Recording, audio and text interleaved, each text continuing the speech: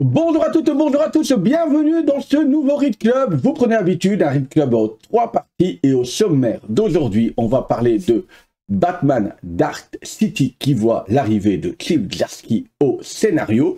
Ensuite, en deuxième partie, eh bien, je vous parlerai de Dragon Ball Super. Je me suis remis à niveau au niveau de la série. Et en dernière partie, alors c'est assez rare que je fais ça, mais vous avez remarqué que j'étais absent quelques semaines, on m'a posé beaucoup de questions sur l'avenir de la chaîne, etc. Eh bien, on y répondra en troisième partie. Mais tout de suite, on parle de Batman Dark City.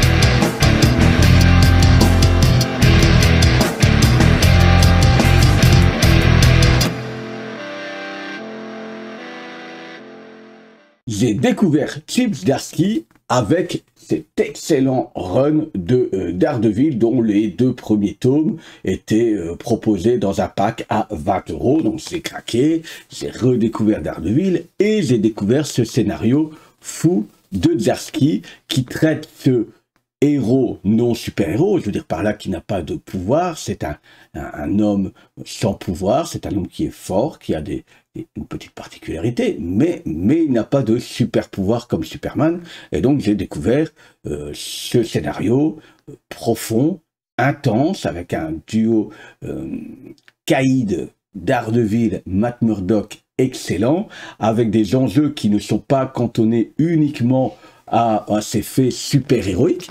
Et donc, j'avais vraiment adoré ce scénario de Chip Zdarsky. Je me dis, ah, ce gars-là a du talent.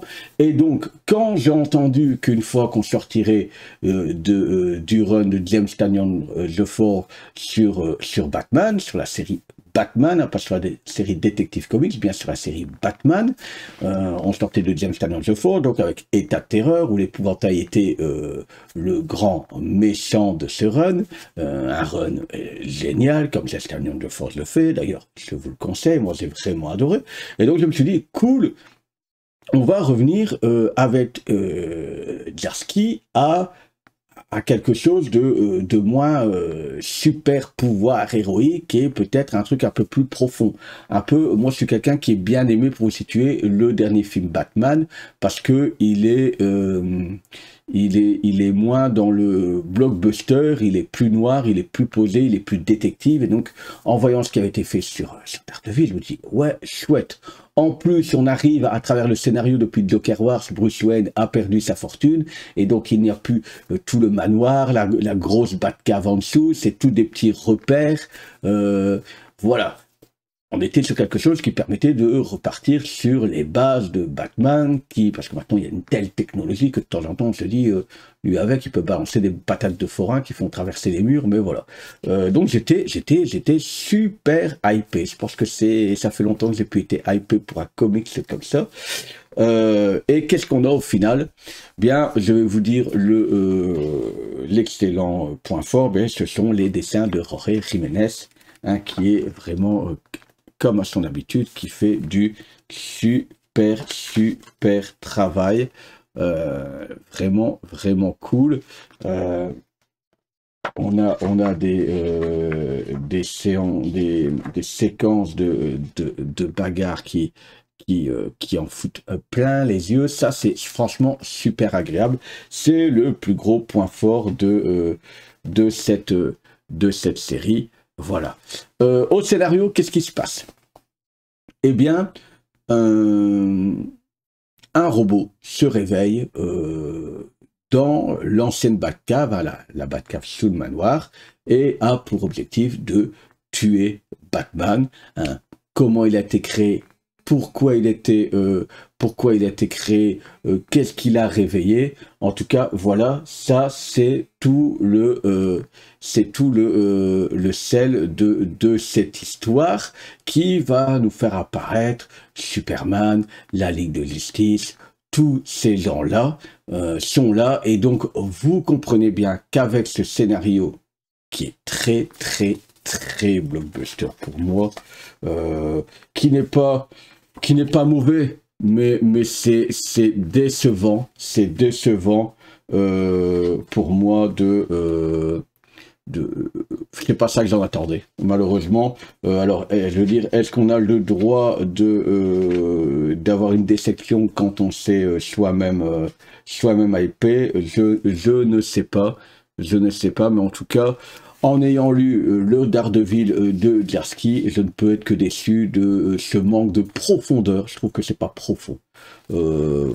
Ça tente de l'être, mais ça l'est pas. Donc j'espère sincèrement que ça va s'améliorer. En plus, je trouve qu'on a besoin d'avoir énormément de références, et des références qui sont quand même assez lointaines, puisqu'il y a des grosses références à la tour de Babel. Donc voilà. Si vous n'avez pas vu la tour de Babel, bon, c'est compréhensible, hein, mais vous allez rater des choses. C'est d'ailleurs moi, j'ai mon petit tome qui est dédicacé par Steve Scott, qui a dessiné quelques chapitres de la tour de Babel. Donc ça c'est la anecdote. Et voilà, la tour de Babel, c'est quand même quelque chose qui était sorti en 98, 98, 2000, quoi. Voilà. C'est Urban en 98. En 98 est publié c'est nous en 2012. Donc voilà, pour nous c'est en 2012 en français, c'est 98-2000. Donc voilà, je trouve que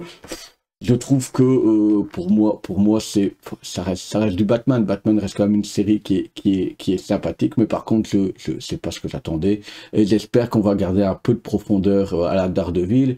Et là j'ai l'impression d'avoir tant le Daredevil il est maîtrisé, etc. Tant là le Batman, j'ai l'impression qu'il y a quelqu'un qui oh ça y est, j'ai Batman et je bazarde de tout, comme si on avait peut-être me donné que 10 épisodes, et donc je veux m'amuser avec tous les personnages, et voilà, c'est un peu précoce, si vous voyez ce que je veux dire. C'est gay, et puis voilà, finalement c'est pas si fun que ça. Voilà, j'espère, je vais la continuer, parce que les dessins, je vous dis, sont agréables. C'est de l'action blockbuster, ça passe, ça se lit bien. Maintenant, je suis déçu, au vu de ce que l'auteur a déjà proposé, d'avoir ce scénario-là. C'est juste ça. Mais tiens, j'en ai terminé là avec ce Batman Dark City. On va pas aller plus loin. Si vous voulez plus d'informations, dans les commentaires, hein. Vous savez que vous avez aussi des liens pour les achats, si vous cherchez les références, aussi en description. Mais voilà où je voulais en être. On va continuer cette deuxième partie avec Kamehameha, Dragon Ball Super.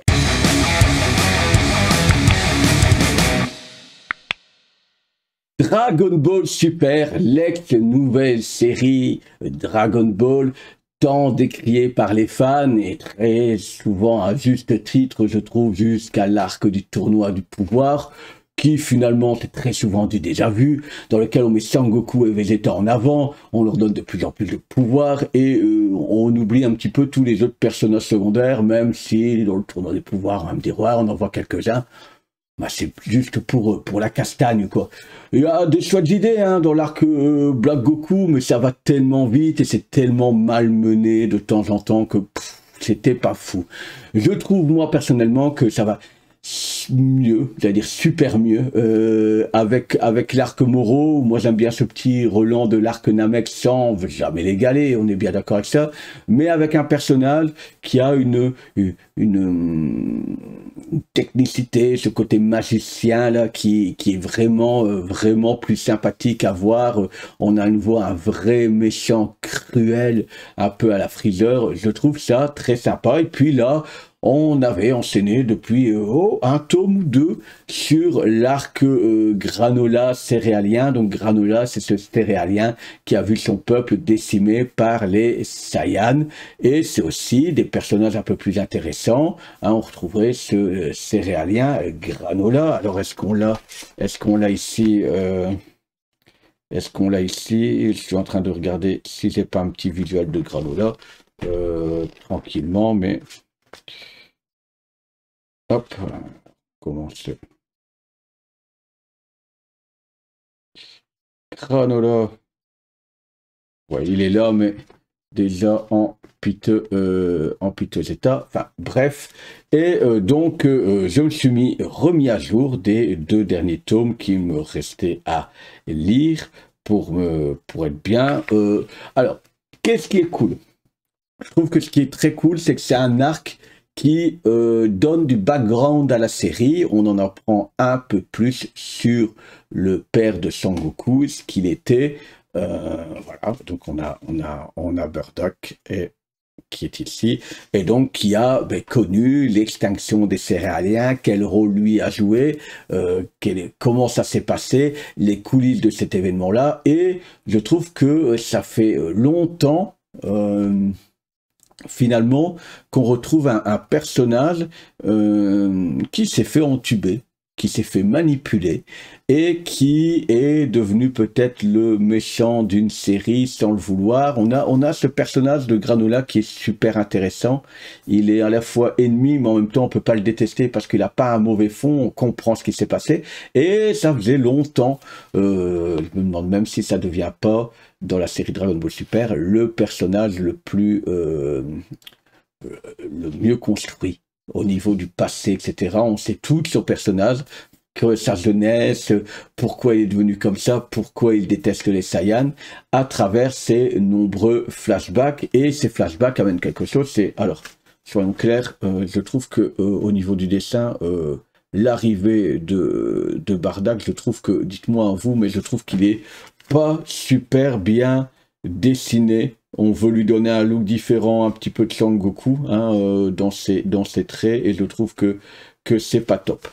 Et du coup, dans le tome 18, on a la construction. Dans le tome 19, on a même des combats dans le passé de Bardock qui s'est déjà frité avec le vrai méchant de cette série, et je trouve ça vraiment super intéressant.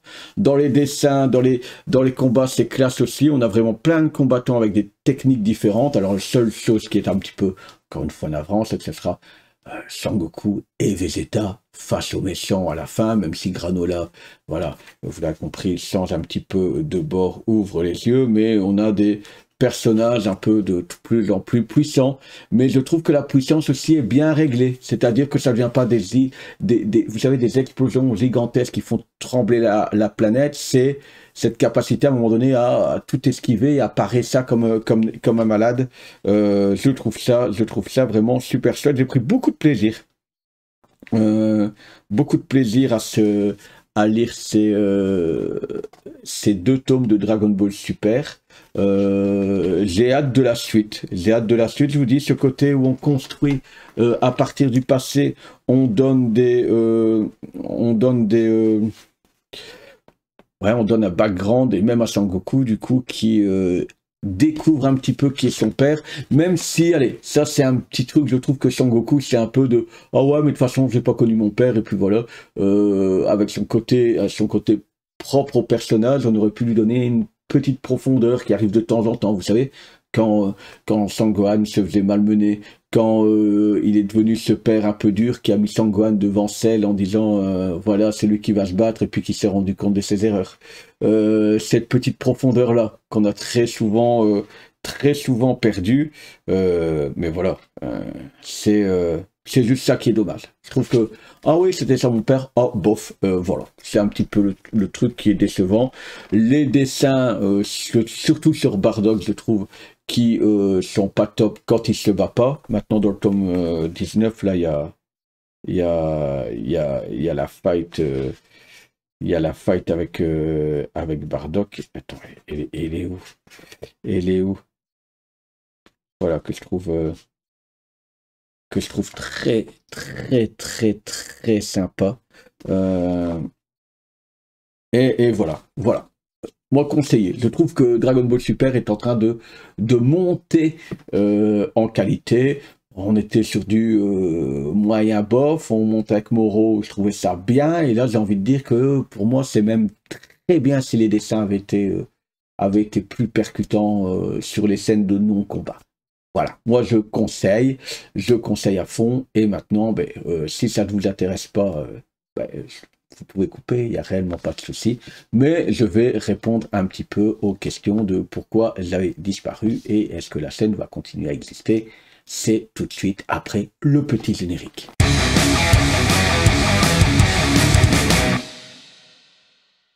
C'est le moment de parler de la chaîne. Je le fais très rarement, je fais pas de FAQ, etc.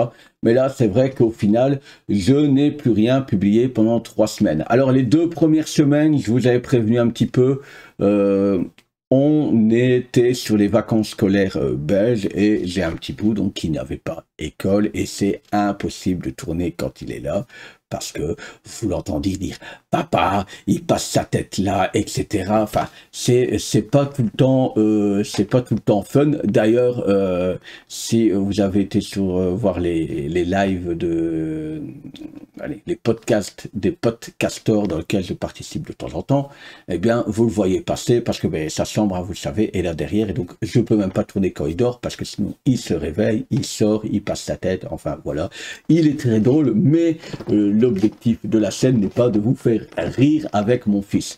Et puis la semaine après les vacances, qu'est-ce qui s'est passé simplement, eh bien, ma pile à lire était complètement morte, hein, puisque ce qui se passe, vous savez, la flambée des prix un petit peu partout, fait que je suis arrivé à lire entièrement ma pile à lire. J'avais plus de pile à lire, à tel point qu'en jouant à Hogwarts Legacy, je me suis même remis à lire le premier Harry Potter que j'avais lu étant gamin, pour me replonger un petit peu dans tout ça. Donc j'en étais là, et j'avais pas envie de vous parler d'Harry Potter, encore une fois, c'est pas le but de la chaîne.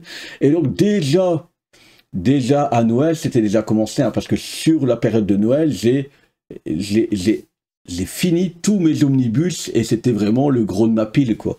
Après, voilà, au fur et à mesure, mais ça c'est dû au prix. Vous savez, j'ai tenté d'avoir des partenariats chez Urban, chez Dupuis, chez d'autres petits éditeurs dont j'aime bien certains ouvrages, et puis tout le monde m'a répondu un grand B. Désolé, on a déjà dépensé notre quota de participation de partenariat pour cette année, veuillez repasser, entre guillemets, hein, sous-entendu, quand vous aurez un peu plus d'abonnés.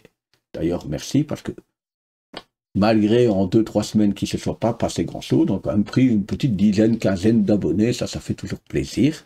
Hein.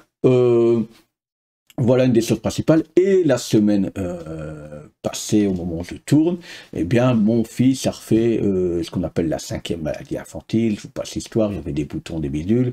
C'était pas violent, il vivait très bien, mais par contre, c'est hyper contagieux. Et donc, il s'est retrouvé 8 jours à la maison. D'ailleurs, aujourd'hui, c'est le premier jour où il est à l'école. Et donc, j'ai permis de prendre une petite heure pour enregistrer cette émission. Voilà. En parallèle, vous ne le savez peut-être pas, en fait je ne suis pas arrivé sur YouTube avec le Read Club, je suis arrivé sur YouTube avec une chaîne qui s'appelle Hey Matza, qui parle de mathématiques et qui est née pendant le Covid, parce que je suis professeur de mathématiques, c'est mon vrai métier, et donc pour soutenir mes élèves, c'était très compliqué, hein, vous savez, par mail, par chat, etc., d'expliquer des mathématiques, et donc je leur construisais des capsules vidéo, c'est comme ça que je suis arrivé sur YouTube, et puis comment je suis arrivé à faire le Read Club? En fait, j'ai eu ma deuxième fille 20 mois après ma première. J'ai un fils, Thiel, et ma fille Ilia. Eh bien, Ilia est arrivée moins de 20 mois après la naissance de Thiel, et donc je me suis retrouvé avec 2 enfants en bas âge, très souvent à la maison. Et donc voilà, et ce qui fait que créer des capsules vidéo, quand je crée sur Hey Matza des vidéos, en fait, il faut savoir que c'était, comme le contenu doit être super précis, eh bien, c'était 9 heures d'écriture, de conception, etc., pour une vidéo entre 5 et 10 minutes grand maximum. Donc voilà, ce qui se passe aussi, c'est que maintenant, ça fait... c'est comme ça que j'ai créé le Read Club. J'ai créé le Read Club parce que je ne savais plus créer ces vidéos-là et j'avais envie de continuer à m'exercer sur YouTube, à la limite à prendre de la bouteille, et donc je me suis dit, mais tiens, vous parlez des BD, ça ne demande pas de grande préparation, je donne mon avis, à part sur quelques sujets, hein, vous savez, sur la chaîne, un peu plus précis. Donc ça me permettait de continuer, et ben, tout doucement, ben, ma fille, Isia, ben, arrive sur 1 an et demi, et de plus en plus à la crèche, et de plus en plus facile à placer ses mamies, etc., parce que moins de langes, etc., enfin, je passe les détails, et donc, tout doucement, je recommence à créer du contenu sur Hey Matza, qui est ça vraiment du contenu, hein, on ne sait jamais si vous êtes parent et que votre enfant a du mal en mathématiques, je propose un petit peu tous les niveaux, ce qu'on appelle, moi je suis prof de la première à la 4e secondaire en Belgique, c'est l'équivalent de votre 6e et de votre seconde en France, ce créneau-là, et donc j'ai recommencé ici aussi tout doucement, mais pourquoi j'ai recommencé aussi ça se croise, hein. J'ai clairement plus assez de pognon pour alimenter 2 émissions par semaine, clairement plus. Il y a des priorités dans la vie, hein. Donc j'achète beaucoup plus de choses d'occasion, mais qui sont pas dans l'actualité. Donc de temps en temps, quand on vous parle un peu de choses un peu datées, ben, malheureusement, c'est pas regardé et je peux pas me permettre de prendre 3 heures de temps pour 15 vues. Ça c'est pas possible.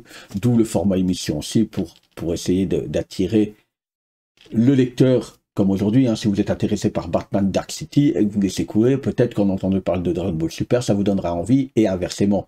C'est l'idée, c'est pour ça que je parle un petit peu maintenant plus d'un comics, d'une BD ou d'un manga dans la même émission, pour que des publics qui connaissent pas le comics, ils viennent peut-être une fois, et inversement, c'est l'idée. Et donc voilà, où j'en étais. Donc ici, j'ai tout doucement recommencé à créer sous la forme de short des petits rappels sur ma chaîne de maths. Exemple, hein, la différence entre 2 fois 3 et 2 exposant 3, pourquoi on ne peut pas diviser par 0. Je raconte des petites légendes mathématiques de meurtre et d'assassinat au nom des maths, il y a des petites anecdotes comme ça, voilà. Et de la remédiation, et les petits trucs qui manquent des fois aux élèves pour avoir vraiment des super notes. Et ma gentille femme m'a dit, mais tiens, le souci avec ma chaîne de maths, vous voyez, c'est que ça tourne des 30-quarantenaires ou des parents et d'autres profs, où j'aimerais bien que ça touche des élèves. Et donc ma femme m'a dit, pourquoi tu mettrais pas ça sur TikTok? Et donc voilà, j'ai un petit peu, je continue à tourner régulièrement sur YouTube. Peut-être qu'on va arriver ici, du coup, sur le Read Club, à avoir 2 émissions par mois, mais je préfère faire 2 belles émissions par mois que de lire du n'importe quoi. Et j'aime bien le format émission. Vous m'avez jamais dit, est-ce que vous aimez bien le format émission? Parce que je vous avoue qu'en termes de vues, pour le temps passé, c'est pas folichon non plus, hein. J'ai connu des vidéos bien plus merdiques que j'ai faites avec un peu plus à l'arrache, qui finalement font des meilleurs résultats que les vidéos qui m'ont demandé. J'ai aussi changé les vignettes. J'ai enlevé ma tête pour que ce soit un peu plus clair, parce que je trouvais que ma tête, en dehors de mettre une émotion un peu peut-être putaclic, hein, amener à avoir un peu moins de visuel de qu'est-ce qui va toucher l'émission. Et c'est vrai que quand j'ai un sujet, ben voilà, je prends un exemple, je mets un Batman et moi d'à côté, mais forcément quand il y a 3 sujets, ben, je veux avoir un visuel sur les 3 sujets abordés rapidement, donc j'ai décidé de supprimer ma tête, et puisque j'ai supprimé ma tête des vidéos d'émissions, je vais dire, ben, j'ai aussi retiré ma tête de toutes les vignettes, comme ça il y avait une unicité totale. Donc voilà, c'est peut-être ça aussi, mais je me dis de toute façon, quand le visionnage automatique tourne, on me voit parler, donc les gens qui sont là pour moi, pour, je sais pas, ma qualité d'orateur, bien que je ne m'estime pas le plus grand orateur de la planète, ben voilà, il y a peut-être des gens qui aiment ce côté-là, la personne. Donc voilà où on en est un petit peu. Donc la chaîne n'est pas morte, ça va un petit peu ralentir. Ici j'ai remis des choses dans ma pile à lire, hein. J'ai le dernier tome des Tortues Ninja sorti chez iComics, les Shredder in Hell, ça va être mes prochaines lectures. Et j'ai aussi l'omnibus Ultimate Spider-Man Compendium qui m'attend là chez moi. Donc j'ai refait un petit peu j'ai renfloué un petit peu les choses.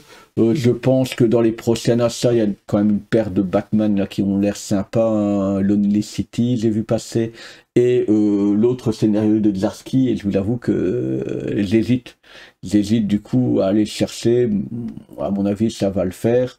Voilà, j'ai plein de petits trucs à compléter. Tiens, dites-moi, j'ai acheté aussi, et j'ai lu Le Château des Animaux. C'est une grande version comme ça. Je sais pas si ça vous intéresse. Parce que c'est vraiment vraiment de la BD. Donc dites-moi en commentaire, hein, partageons, etc. En tout cas, la chaîne n'est pas morte.